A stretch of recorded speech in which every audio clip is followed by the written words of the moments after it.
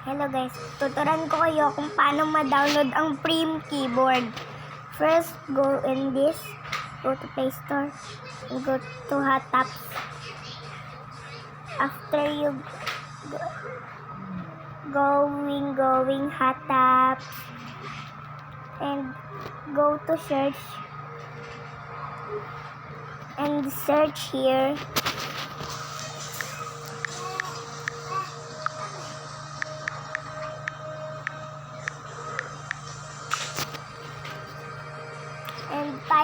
And here they are, and type nyo to guys, yan, and pindutin nyo to, okay, wait lang,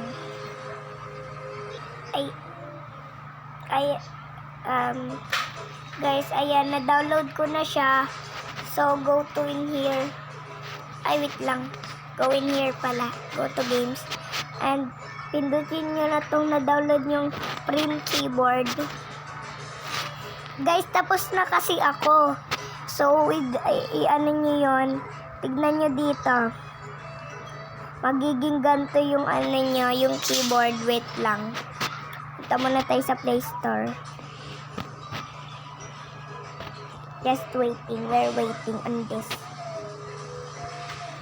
And go in here, go type, and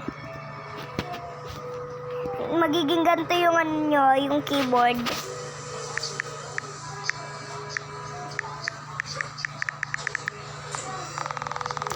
Diba guys, maganda.